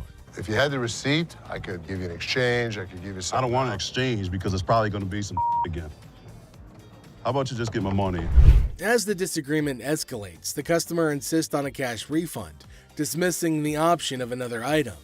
Les faces a dilemma, stuck between policy and customer satisfaction. The clash intensifies as the customer becomes forceful in his demand for a monetary refund, setting the stage for a heated confrontation. Les could match him word for word without fear. Better be some money. Or what? Or what? There's going to be a problem. How about What that? kind of... Les, accompanied by his trusty companion Byron the Snuggle Bear, stands his ground. The customer challenges Les with threats of problems if he doesn't comply. Unfazed, Les maintains his position, asserting that the store's policy is non-negotiable. The heir becomes charged with confrontation as both parties refuse to back down. I don't need food. As things got super heated between Les and the customer, Byron tried to step in to calm the man down. As the situation reaches a boiling point, Les and the customer engage in a verbal showdown. The customer grows increasingly forceful and Les warns against physical contact. Byron attempts to mediate and calm the customer, but his intervention takes an unexpected turn adding a new layer of tension to the already heated exchange. Really? The confrontation takes a risky turn when the customer, ignoring Les's warnings, attempts physical contact. Byron, in a misguided attempt to intervene, escalates the situation further. Les stands firm, refusing to be intimidated while tensions continue to rise. Les questions a man's marriage. Les uses a customer's words against her. There's trouble in the office, but Les reminds Seth that he's the boss. Les kicks off the day questioning a man's marriage, using customers' words against her. Trouble brews in the office, but Les asserts his authority as the boss, teaching a disrespectful man a memorable lesson. Les shows that he's not just a pawnbroker, baby. He's a boss in control. Here are savage Les Gold moments. It looks like Les is more interested in this man's marriage than his business. Les woke up this morning with the urge to roast someone, and of all the people he could roast, he picked this guy. Things take an unexpected turn. Now, in a surprising twist, Les dives into the man's marriage, leaving everybody shocked. Les humorously challenges the man's absurd scenario, roasting him in a way that only Les can. The man's attempt to buy an anniversary present with his wife's jewelry backfires, adding a touch of humor to the pawn shop drama. Get a watch for my wife's anniversary. Oh, it's not your anniversary too? Well, yeah, it is mine too. How many years you been together? 25 years. Oh, okay. How many good ones? So how did you get these? Well, we were going through some of her jewelry. And she said, this belonged to my grandma. They're not real. Les posts a customer's watch request, questioning the authenticity of the jewelry. Unfazed, Les detects the fake and confronts the customer's peculiar anniversary gift plan. The customer tries to defend himself, but Les, in his signature style, keeps it real and uncovers the truth behind the fake jewelry. But hold on a second. How come the old man wants to buy his wife an anniversary present with her own jewelry? That is one hell of a ridiculous scenario. What this man could have done at this moment is leave. But nope, some of these customers love to start drama. This is older than both of us. It probably is. But it was fake when it was made, and it's still fake. Les faces a customer who crosses the line, insulting his family. For the first time, Les takes matters into his own hands, delivering a stern warning. The tension rises as Les draws the line, showcasing a side of him that won't tolerate disrespect towards his loved ones. And? Okay, I've seen your wife. Listen, mother, there's two things you don't talk about. What's that? My wife and my family. Oh, so here's the deal. For a moment, we thought... So, Two of you. here's the deal. Get out of here, two of you. I'll hurt you guys so bad. Sure you will. Better get in the front. Sure you will. In a final showdown, Les lays down the law. With no patience left, he kicks the disrespectful customers out, warning them of dire consequences if they return. Les reveals his savage side, making it clear that disrespecting his family won't be tolerated under any circumstances. Hello, how are you doing today? I'm good. How are you, sir? That's good. I want to pawn this TV. I can go 100. Excuse me?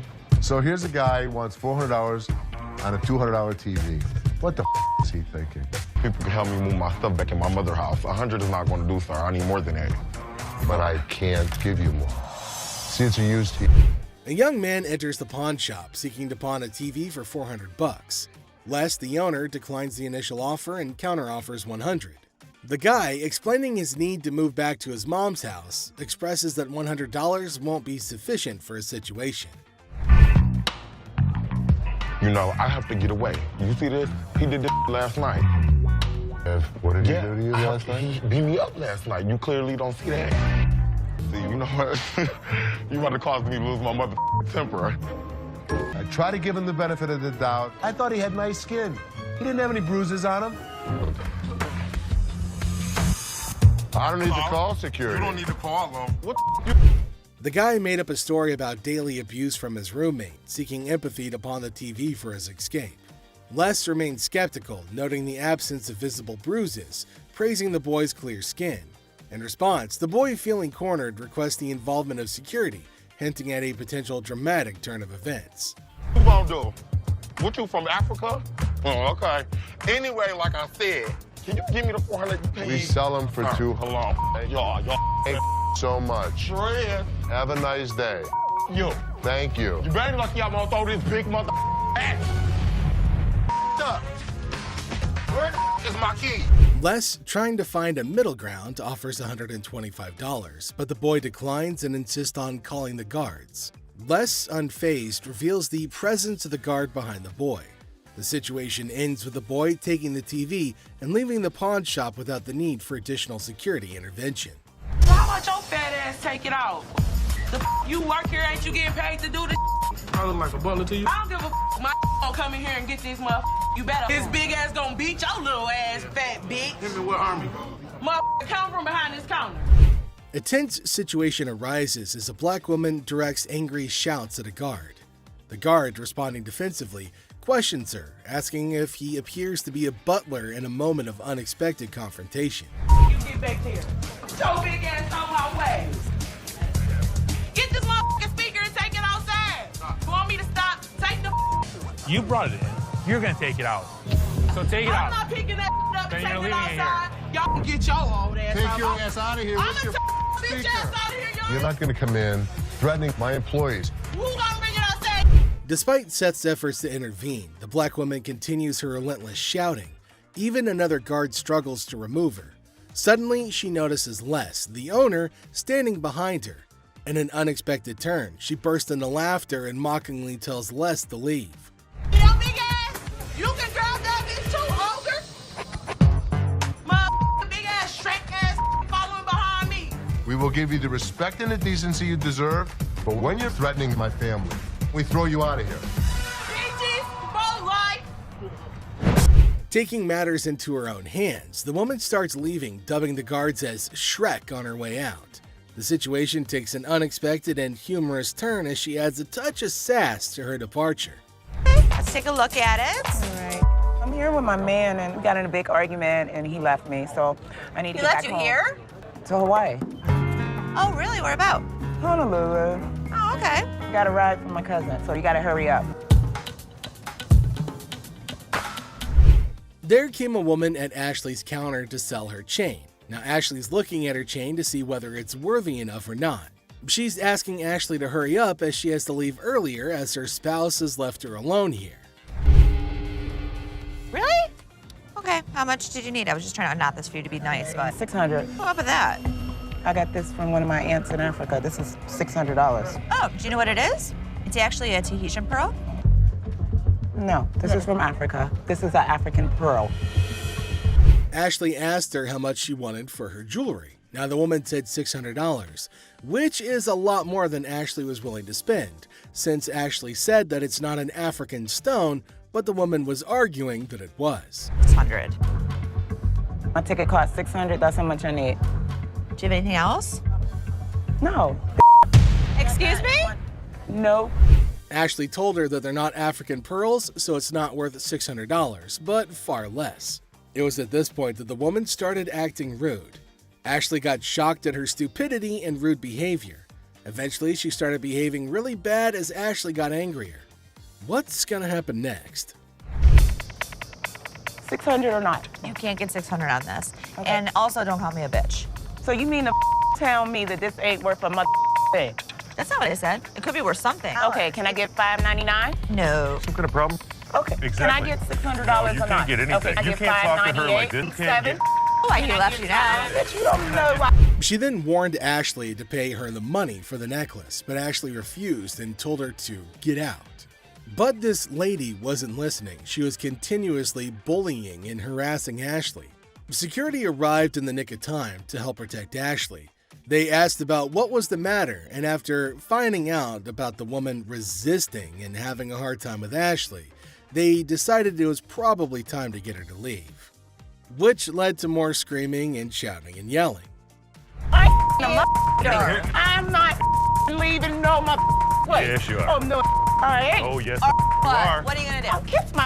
Honey, you don't have that kind of money. All right, you. All of y'all. Bitch. If you want some help, talk to us like a human being. I'm leaving. Aloha. Who the they think they is? Them. Which then caused the more security guards to get her out of the shop. But she kept on yelling. The lady would not stop with the screaming and the shouting. Some jewelry for my daughter. Her birthday's in like 2 weeks. For sure. How old is she gonna be? She's gonna be 12. She's gonna be 12. Yep. Do you want a Kleenex? I've got allergies, man. I itch like super bad. I'm not picking it, I promise. Okay. We have a heart one that's really pretty. Can I see it? There came a man to Ashley asking for something to buy for his daughter. Now, he inferred that she's about 12 years old and he wants something interesting for her.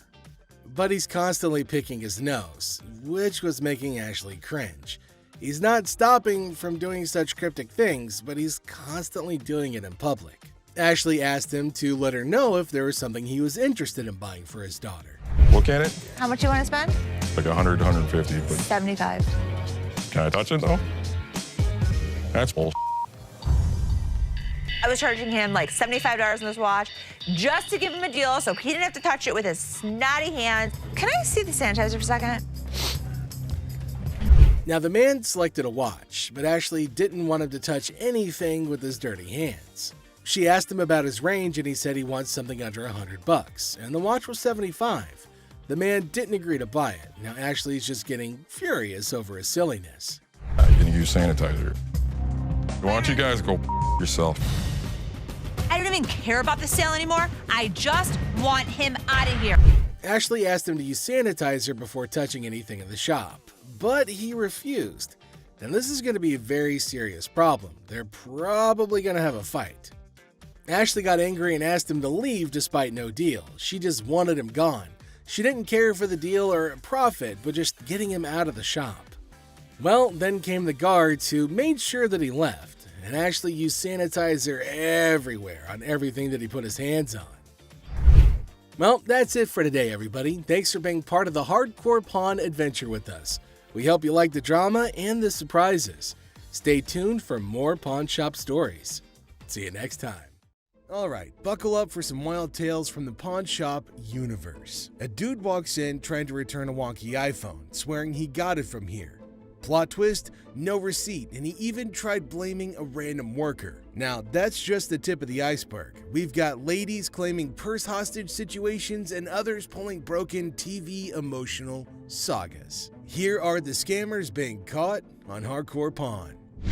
This dude who gets totally jacked in Detroit loses everything, even his watch. So he hits up this pawn shop to sell some stuff and make his way back to sunny California. Good, man. I'm Les. Philip, nice to meet you, sir. I'm here from California, do some construction, you know, buy some homes. Made a wrong turn, got robbed, and everything, dude, all my cash. I got nothing left, dude. I got a watch. I'm trying to get some money so I can get back to California. Les hears the guy's sob story, feels some sympathy, and offers $80 for the watch. Not a fortune, but the guy was probably expecting pocket change, so not bad, right? How much did you need? $300-400 just to get on a plane or a bus. He brought me in a watch, a good brand, but it wasn't worth the kind of money that he was asking for. Well, the bad news is those aren't diamonds in it. What do you mean? It's glass. No. Yeah. No way. I can go $80. $80. But no, our hero feels insulted, thinks his watch is gold or something. He's like, bro, normally I get $500 for this watch, and you're offering me 80? Rip off. Normally we go 50, but I'm gonna give you 80 because I like your story. Les isn't budging though. He's standing firm at $80. Now the guy's boiling, calls Les and everyone in the shop garbage. Like my story? So getting robbed is a good story. No. I came over here to Detroit and you guys robbed me. I didn't rob you. You might as well have. You're trying to give me $80 for my watch. How the is that not robbing me? You get $30 more than we normally go. Detroit, man. This ain't gonna happen in Orange County, man. People who are here are garbage, and you're garbage, man. You. Don't come in with us, because we'll you up. Then bam, it's on. Our guy tries to snatch his watch back, but Les is like, nuh-uh, not today.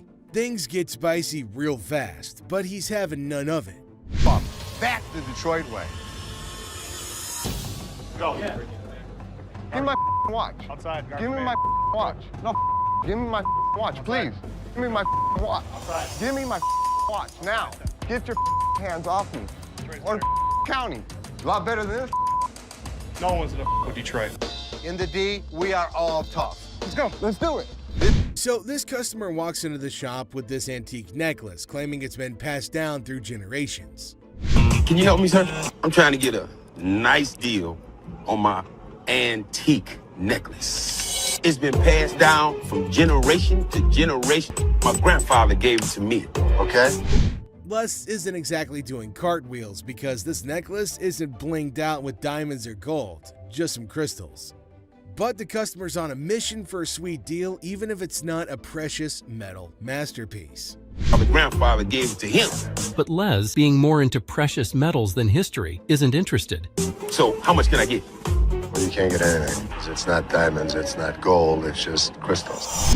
Now hold up, Les spots the customer's rings and gets that twinkle in his eye. But the customer's all like, I want a deal on the necklace, dude. Les, though, is playing hardball, saying they only dance with precious metals. No crystals invited to this ball. Customer's rings catch Les's eye. I'll take your rings. Rings ain't for sale today. How much would you pawn this for? I won't take that in pawn because we only take precious metal. Now cue the shouting match. Back and forth negotiations, but it's like a standoff and no deal is going down. Now, take it. Well, I think you need to work something out with me, man. What he standing here for, man? Tell me, brother. It's antique, man. Nope. The customer tries negotiating with Les, but no deal is struck. The security, though, offers a deal of their own. Customers are not thrilled, yelling about deals and fairness. It's a bit of a scene, you know? But here's the twist. Les finally gives in and says, alright, give me those rings. Customer storms out, still yelling a bit. Whew, man. Antique shop life. Am I right? An antique, bro. I don't want to talk. Me and you. No deal. Deal. No deal. How much you gonna give me for? Let's talk about it on the way out the door. Hey, hold on, man. Hold on, bro, man. Hold on. I can leave on my own. Hey, what's up? Big fella? Have a nice day. Gave me something. Give me the ring. I'll take the ring. They'll hand back their computers. They leave, but they can't deliver. Finding whoever the employee is. Pawn Shop Pro suggests they hit up the cops and file a report. Guys are desperate, try to negotiate, but Les shuts down any rule bending. Agreed to her. Les makes it clear they're not getting their stuff back without paying for it. Then the boy still thought, hold up. So this dude walks into the shop all chill, just looking for some help with the table. But out of nowhere, he switches to R-rated mode, throwing around some colorful language. Let me lay on this mother. This is a sex table? Damn, I'll get some on this mother boy. Come on, Ashley, man. Les isn't having any of it. Bitch, that's who I've been screaming for. Come here. Get your ass over and shut up. He's like, Ashley, we need backup. Shut this down. Now it's getting wild. Dude is on a bed. There's commotion. It's like a party, but not the good kind. Get kicked in the face? Look, let me ask you something. No, you be quiet. Look, come this way, baby. If you let me, I'll be slapping that ass. Les steps in and drops the truth bomb. We're not turning this place into a free-for-all. But hold on, he's not just playing referee. There's the threat of a face kick. Yikes. Really? We don't think so? You don't disrespect my daughter-in-law? Les isn't messing around. He tells the customer to get off the bed, making it crystal clear, don't mess with my family. His family. I'll tear that up, boy. I'll tear that up. Tear that out of here. Understand that? The customer throws out an apology, but man, what a scene, right? With my kid. I'm sorry, man. Don't with my kid. I'm sorry, Les. I'm sorry, man. This guy, Mark Hollingsworth, waltzes into the shop with a kind of sketchy idea. He's all like, I own this company dealing with watches, cars, and parking problems. But trust me, his sales pitch is as smooth as sandpaper. Yes, Mark Hollingsworth. Mark Hollingsworth. Do you have a company that does any of your, watches your lot or anything like that, takes any of the cars out? We do. Right off the bat, it's clear Mark's trying some passive-aggressive marketing. Les isn't buying it, though. Mark's still pushing, suggesting towing away illegally parked cars. Les, smelling potential scams, puts his foot down. No signing anything. Better business venture than what? Well, then probably what you're working out right now. Man, I must be missing something. Okay, well, there's nothing to be missing. If somebody's parked illegally, we want to be... Tension builds as Mark insists on linking their businesses. Les draws the line, saying Mark can't come in and shake him down. It gets really intense, and Les gives Mark an ultimatum. Leave or get tossed out. I want the business. We're kind of working the area right here. What does that mean? Well, I'm going to give you some. Les, not one to back down, successfully kicks Mark out. Mark, feeling a bit defiant, says he'll be back, but Les isn't bothered. He's like, "You're not welcome here." But he just won't get a clue. This is going to be our business as well. No, it's definitely not going to be. Listen. No, you listen. You are not coming into my business and trying. Very nice way to promote a business. Right here, Here's the way it's going to work, sir. You can leave nicely, or we can throw your ass out. I tried coming in Nobody here. comes in here shaking me down. Do you understand that? Les has got grit and refuses to fall for dodgy deals. Mark's attempt to twist his way into a business thing totally backfires, leaving Les with one message. His pawn shop isn't a playground for shady schemes. I'm not leaving anywhere right there. Yeah, of course you're not. I'll be back in. All right, come on back. And him, and. Well, at least they managed to buckle up for this one. A dude storms in on a mission to find the perfect anniversary gift, a watch for his wife. It's their anniversary too. Sweet vibes, right? The next customer comes to the store in search of the perfect anniversary gift. I need to get a watch for my wife's anniversary. It's not your anniversary too? But hold on, he hits us with a curveball. Wants to trade in a necklace that supposedly belonged to his grandma. Mine too. She said, this belonged to my grandmother. Probably worth a lot of money. I just want to bring it up here and see what you think. Maybe we'll do a trade for a watch. Plot twist. Les finds out it's a fake. Oof. But this dude still got game, pushing for that watch trade. When he discovers that the necklace he brought is fake. Well, do you really want me to tell you what I think? They're not real. But it was fake when it was made, and it's still fake. What are you going to give me for this? I want to trade for a watch. It's fake. I'm not interested. Les ain't fooled though. He's like, nah, that necklace is worth zilch. The persistent husband insists on making a deal. Let me see what you got in watches. And so what are you saying? This is worth absolutely nothing. Absolutely. The situation. And then it gets spicy. The persistent husband starts trash talking Les's family. Big mistake. Hey? I am? Okay, I've seen your wife. Lucky you. Yeah, lucky me. Oh man, big mistake. Les draws the line telling him there are two things you don't talk about: wives and family. I don't think so. This crosses a line for Les. Listen, mother. Two things you don't talk about: wife and my family. The little boy and that. It heats up. A little scuffle breaks out and security has to step in. Badass daughter of yours. Get off of me, don't. Where you got to go? Les isn't letting it slide. He's like, get out and don't let the door hit you on the way. Why'd? I hurt you guys so bad. Sure you will. Better get them. Two people, fat man. Get the out of 2, 3, 4. Open the door. Ashley's dealing with this guy who wants to pawn his grandma's ring, and it's kind of a bummer because she recently passed away. Sad vibes. My grandma just passed. I'm sorry. I was like hoping to see what I could get for this. Okay, so whose ring is this? My grandma's. Ding! But plot twist. Ashley checks the ring and bam, it's fake gold. The guy can't believe it, goes from sad to frustrated. How much is your rent? $300. Okay. Unfortunately, it's not real. What you mean it's not real? It's not. Ashley suggests pawning other stuff like a TV, but that just makes him more annoyed. Leave. Basically, y'all sit up here and waste my time talking to you. You don't waste your time. If you have a TV, you can pawn your TV. What the I look like pawning my TV? Now he's all, I want to talk to someone else. More irate. I need to speak with somebody. Big snuggle buddy Byron steps in, sensing trouble. The guy's getting more heated, and Byron's like, calm down. Lower your voice. Tell me what to do. Don't put your finger in my face. Don't put your finger in. Then it gets crazy. The guy threatens Ashley. Byron's not having it, tells him to leave. But nope, the guy stays put. So Byron has to physically escort him out. Ashley and Byron are like the peacekeepers, dealing with the chaos and keeping the shop in order. Headed to threaten Ashley, an action that wasn't very well received. Bitch, I'll be back, bitch. Let me ground, mother. You're talking that now, get the hell out of here. Here comes a young man eager to make a deal at the shop. A young man comes into the shop. He's waving something around, claiming he wants at least $100 for it. Les, the owner, isn't having it, saying it's not worth that much and offers him $20 instead. To the shop. trying to see how much I can get for this. I'm trying to get at least $100 for it. $100? Yeah. I won't even be able to sell it for near that. So how much can you give me, man? 20 bucks? The young man is not thrilled, insisting he needs at least $100. I need my money. I understand. At least $100 for this. You paid $200 for that, I've heard?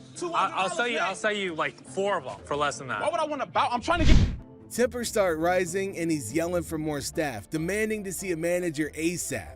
Les, sensing the commotion, steps in. $. Why is there more staff out here? Get some help. I've been waiting for an hour. I need to see a manager right now. The situation escalates quickly as the young man disrespects Les, calling him old man. On. What the you gonna do, old man? Who you calling? This sets Les off, and in a moment of rage, something regrettable happens. Les takes charge, telling the young man it's time to go, and the drama unfolds. Thing he will regret later. Who the you calling him? Really, mother? I got this. I got it. You wanna give me more than $20? Get out. Les takes matters into his own hands. Time to go. Nikki's got this customer who's upset about the cash offered for her golden bracelet.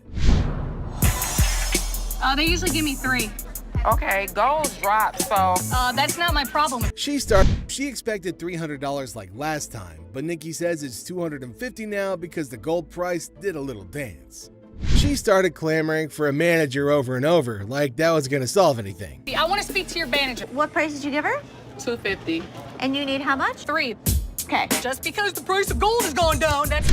Now, this customer isn't having it. She's like, I want a manager. But surprise, Ashley steps in. Not a manager, but trying to explain the gold market. The customer's having none of it and wants that extra $50. You're not understanding? No, I want my $50. The extra $50. If you want no, give me my extra $50. Come on! Since it's clear she won't be getting the amount she was hoping for, she decides when she realizes that bonus cash isn't happening, the customer flips the script, blaming the gold price drop for her unhappiness. She's dead set on getting her money despite market facts. Hey. Gold has gone down. Give me my money. Is she serious? Yeah, you had to bring him around because you...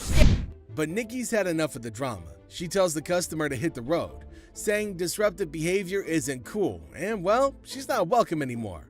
Customers out, never to return. Here, have a good day, and walk I ain't never coming back to this store. You ain't big. Have a good day. You ain't big. No, I will rob you. Have a good... A young man from Dallas walks in, all proud of the watch that his grandma gave him, thinking it's worth $500. But Les takes a look and points out some issues, saying it's not worth much. A man from Dallas walks in. What you got here? That's a watch my grandmother gave me. And how much did you want? I'm trying to get $500. The guy's not having it. He wants to talk to someone who knows their stuff. Yeah, you see this discoloration on the side? No. Rose color metal in there, looks like copper. I see gold. But it's not gold. I wouldn't be able to take it. Can't give me nothing. Les tries to reassure him, but things go south. The guy's all frustrated, claiming his watch is worth $500, demanding to talk to the jeweler. Sorry. Can I talk to somebody that knows what they're doing? You can talk to me. Les, you're both me, man. I have to get home, man, this week. I understand that, but it's got no value. It does have value. Things begin to go south. This is a bunch of bullshit, man. I want to pawn my watch that's worth $500. Let me tell you talk to my jeweler. Now, when the jeweler says it's basically worthless, things get wild. The guy goes off, and before you know it, he's getting escorted outside unceremoniously. Well, this guy's been in the jewelry business all of his life. He wants a $500 loan on a watch. What can you do with it? What are we doing? Well, I wouldn't really call him names. We're not calling you any names. Outside, he's still fuming, dropping some colorful words. It's a full-blown scene at the pawn shop. The guy wants his watch back, but Les isn't having it. Nothing. Stop being a bitch. This is the worst pawn shop in the city. It's a piece of dude. Give me my mother. Man, come over here and pick this bitch up. Yo, get him here. Let's go, my man. You go, give me my buddy. Hands off, yes, sir. Yo. A customer eager to test the bike's functionality pushed to take it for a spin right inside the store. Horsepower I got? A lot. 600 cc's, my man. Seth, smelling something fishy, hesitates but agrees to check it outside. The customer, though, pushes to ride it down the road, making Seth suspicious of his motives. It's just pretty wild. I want to see what it's got. Can I get the keys? I want to see if it starts. I'm not turning it on in here, but if you want, we can take it outside. Now, it's clear that this customer might have some sketchy plans. Seth, playing it smart, doesn't let the guy take control of the bike. Than a person he just met. You can't let me take the bike down the road. Now the customer, thinking that he's all tough, brings in a friend, calling him his dog, trying to challenge Seth's authority. Let's try it out. Who's this guy? That's my dog. That's your dog? That's my dog. But guess what? Seth's got backup. Byron and the crew. Byron is known for his muscles ready to keep the peace. The customer, feeling overconfident, tries to provoke Byron, but it backfires big time. Byron takes charge and kicks him out. Understand? Why? You got somebody that's gonna stop me? Byron. Come on. Man, I don't need your dog. Come on, dog. You get over here and take care of this light work. Byron's big presence shows that loud barks don't always mean a big bite. The troublemakers learn the hard way that messing with Byron is a bad idea. It don't matter where the fuck I'm from, man. You stay the out my face. That's all I can tell you. Show you whose face I'm gonna get in. This your dog, right? You get up in my face. Have a nice day. Drama in the store, and Byron's not having any of it. I guess I had a big bark and a big bite, because I pushed both of them out of the... It's time for a showdown as the customer's all worked up about his busted lounger from the shop and he wants his money back. But surprise, he didn't keep the receipt. Money back? Ab lounger I bought here, man, workout. Now, this thing obviously couldn't handle what I was doing on it. So 2 days later, it don't even work. Let's lay it out. No receipt, no refund. But this customer's not having it. He's all about the money, not interested in an exchange, and things get loud. Security's on standby. Necessary to keep the receipt. I don't have a receipt. I didn't think I needed to keep it. There's nothing I can do for you without a receipt. If you had the receipt, I could give you an exchange. I could give you some. I don't want an exchange because it's probably going to be some again. How about you just get my money and then we won't have any more problems with this. The customer keeps pushing, not caring about security or anything else. He's dead set on getting his money back, even throwing out threats. I need my money back. Not gonna do yes, anything. And like all this security great. standing around or whatever. I don't give a rat's ass about that. There better be some money. When he sees security, he gets a bit jittery but doesn't back down, demanding even more backup. It's a feral showdown at the pawn shop. He reaches the point of no return. Don't touch. Come on. Come on, man. Let's go. Really? Let's go. I told you last time. We got you, buddy. Bring a couple more. Come on. We got you. Bring a few. The Gold family gets hit with a shocker when they catch their own employee, Christina, in a sneaky scheme.